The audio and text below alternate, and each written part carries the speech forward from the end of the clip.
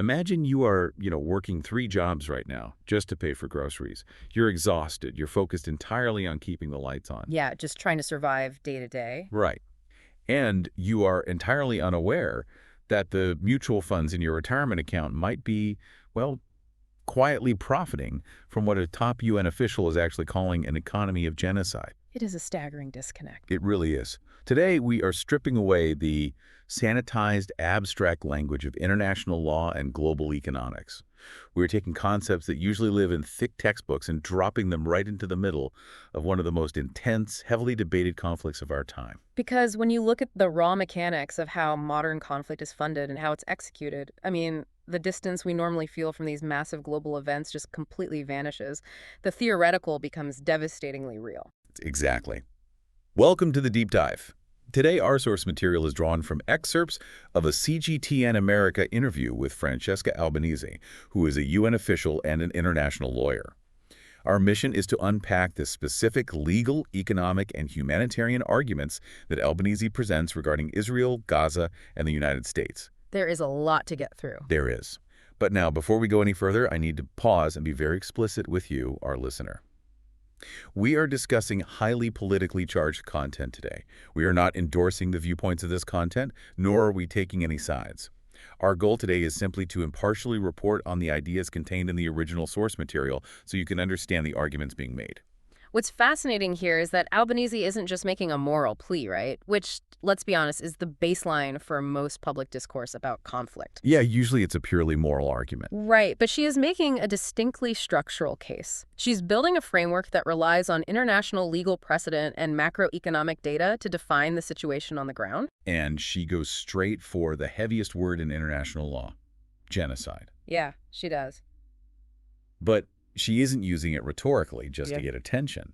She grounds this claim in the ongoing proceedings at the International Court of Justice, the ICJ, and she argues that the debate over whether this qualifies as genocide is effectively settling among reputable scholars in civil society. Exactly. She points out a growing, undisputed consensus within the international legal community.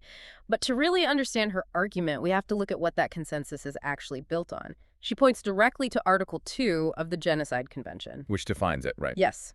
It defines genocide not just as mass casualties in a war, which is awful on its own, but as the intentional destruction of a group, in whole or in part. Right. And the source details that this intentional destruction, it can be carried out through a variety of specific acts. It's not just outright killing, which I think is a common misconception. No, absolutely. A lot of people think it's just the death toll.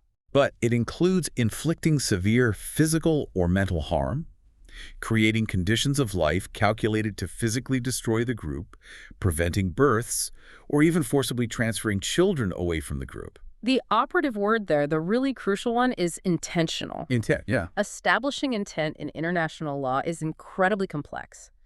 It's what differentiates an act of war, even a brutal one with super high civilian casualties, from a systemic effort to literally erase a population. Okay, let's unpack this because I think a domestic analogy really helps make this clear.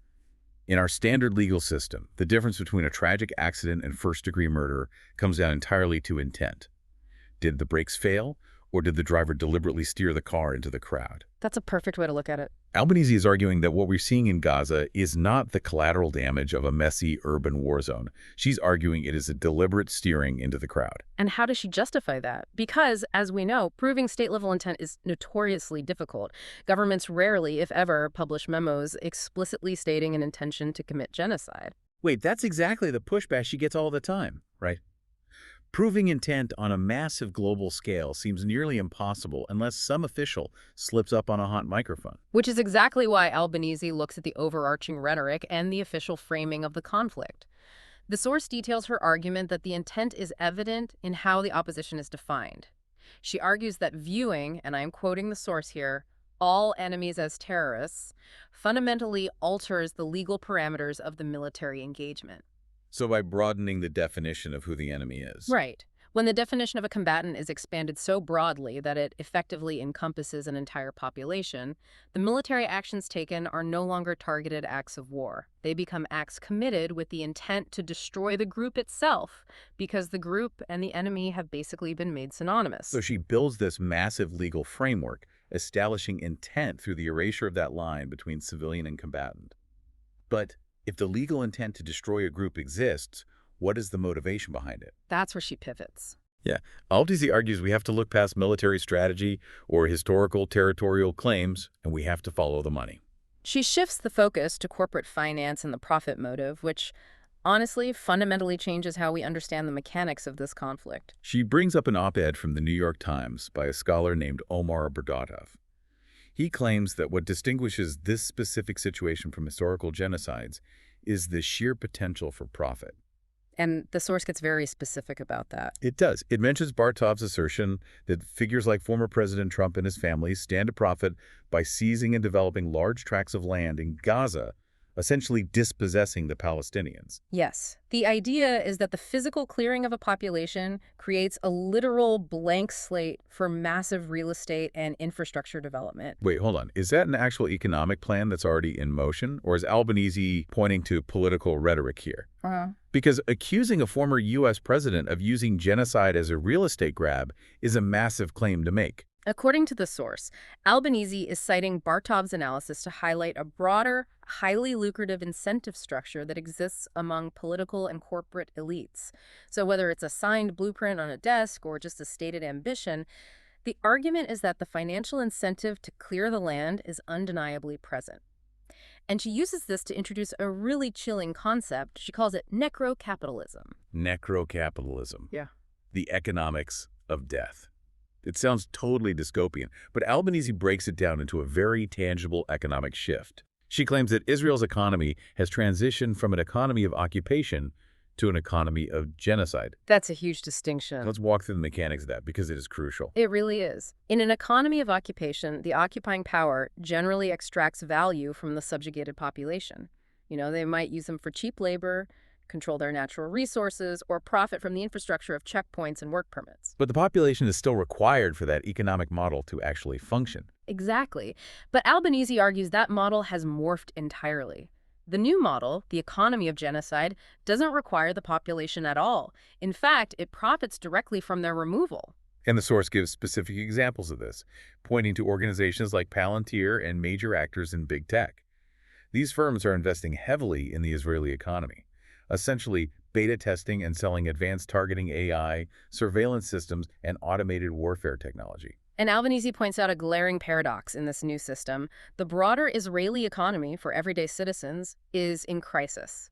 Everyday people are struggling under the weight of the conflict. Right, the average person isn't seeing these profits. Not at all. Yet simultaneously, these massive tech and defense investments are causing the stock exchange to rise.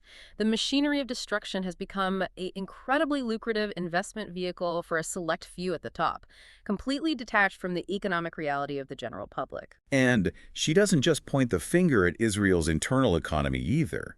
She drags the United States right into the center of the frame, claiming that both the current Biden administration and previous administrations have assumed huge responsibilities, putting the U.S. in the driving seat. Which brings us right back to the cognitive dissonance we talked about at the very start of this deep dive. The domestic disconnect. Exactly. Albanese highlights that millions of U.S. citizens are struggling to afford housing, healthcare, basic groceries, right?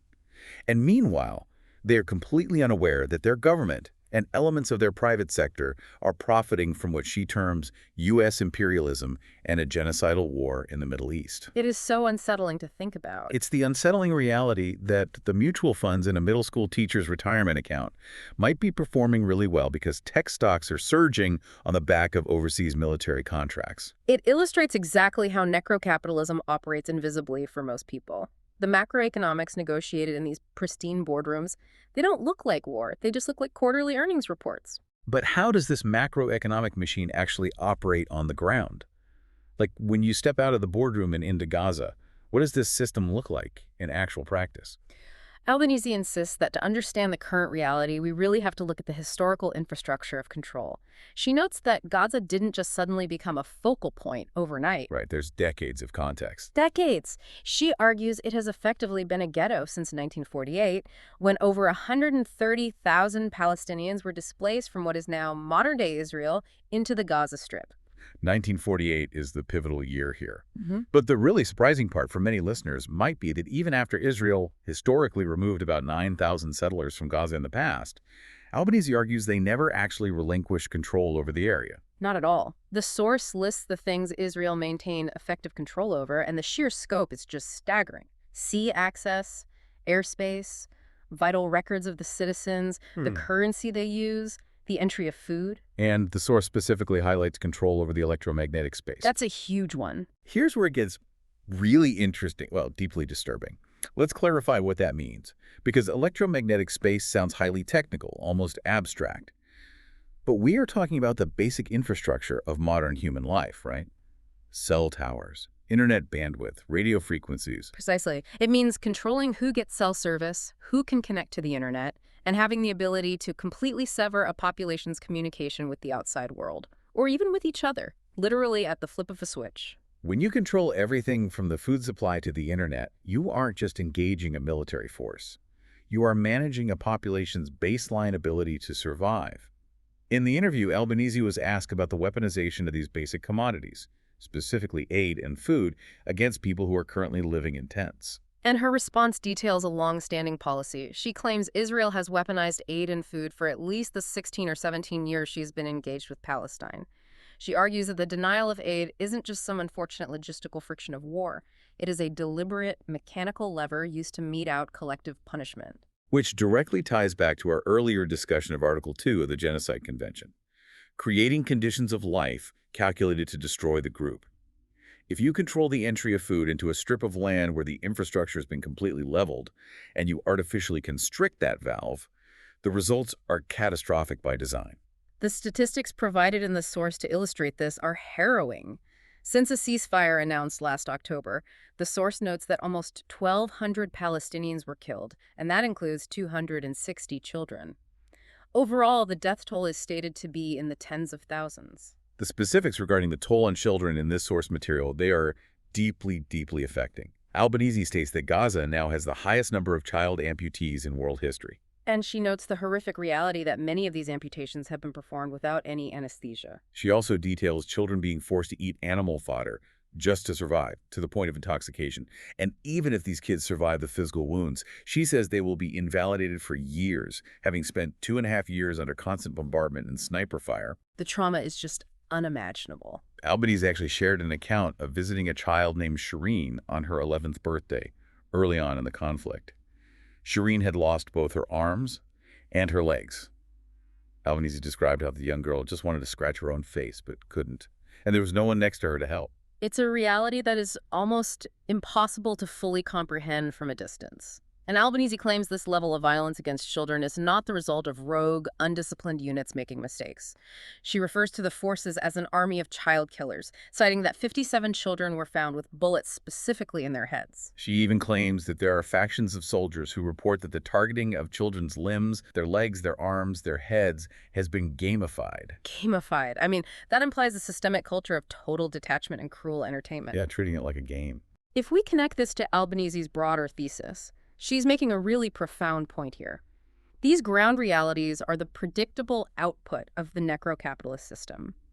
If the overarching legal intent is to destroy the group, and there is a clear economic incentive to clear the land, then the gamified destruction of bodies is just the machinery working exactly as intended. And this machinery, according to her analysis, is actively expanding. She presented a report to the United Nations Human Rights Council titled Torture and Genocide, laying out the evidence for this systemic expansion. The source mentions that the UN Committee Against Torture confirmed that torture is a state policy by Israel. And just to clarify for those not steeped in UN bureaucracy, a treaty body mechanism like the Committee Against Torture isn't just one UN official offering an opinion on a podcast. It's an independent, formal committee of legal experts specifically tasked with monitoring these international conventions. Exactly, and their findings corroborated the claim that the acts of torture, combined with the conditions of life, including the amputations and the fact that 20,000 to 30,000 children have been orphaned, align with Article 2.2 of the Genocide Convention, which is the intentional infliction of severe physical or mental harm. But the expansion Albanese warns about isn't limited to Gaza, is it? She's looking at parallel policies running simultaneously in the West Bank. Yes, she points out a dual mechanism of confinement. You have Defense Minister Ben-Gvir ordering methods of torture in the jails, which mirrors the policies being orchestrated outside the jails by Finance Minister Smotrich in the West Bank. So you have the defense apparatus handling the physical confinement and violence, while the finance ministry handles the economic confinement. And it's all orchestrated to reduce the entire Palestinian population in the West Bank to misery. She calls it an expanding, torturous environment. If you have UN committees confirming state-sponsored torture and international legal experts warning of an expanding genocide, it raises a massive question. How does this continue without unified global intervention? Right. Why isn't this dominating every single boardroom and legislative floor in the world? Albanese argues that the lack of unified focus is largely by design. She points out how easily global attention shifts and how those distractions allow the necro-capitalist machinery to operate completely in the dark. The source lists several massive distractions. The shifting focus to the Persian Gulf, for instance, with the U.S. and Israel's aggression against Iran, suddenly pulls headlines toward a potential regional war. She also mentions domestic scandals in the U.S., specifically calling out the Epstein files, referring to them as an internal bombshell that the public shockingly just isn't paying enough attention to. Right, there is always something else dominating the news cycle. And it's not just political scandals, it's existential crises too. She brings up the massive heat waves causing Europe and North Africa to literally burn as a direct consequence of the climate crisis. And here is the mechanism of how that distraction actually works.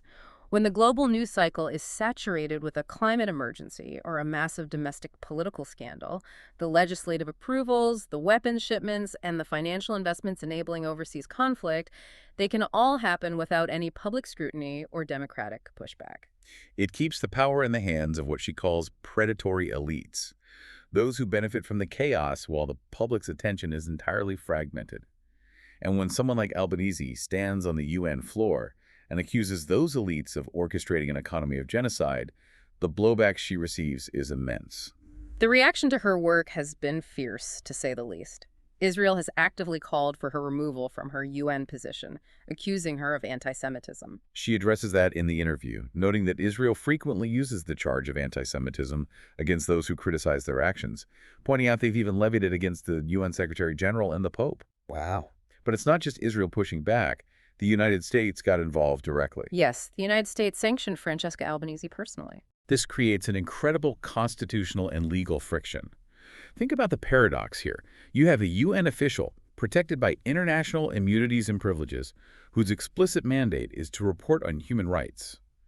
And she gets personally sanctioned by the United States for doing exactly that. She admits in the interview that the sanctions affected her deeply. I mean, it is a profound institutional punishment to go through. But she also frames it as a fundamental violation of free speech, noting that a U.S. judge actually recognized her First Amendment rights in this exact context. It is a wild contradiction.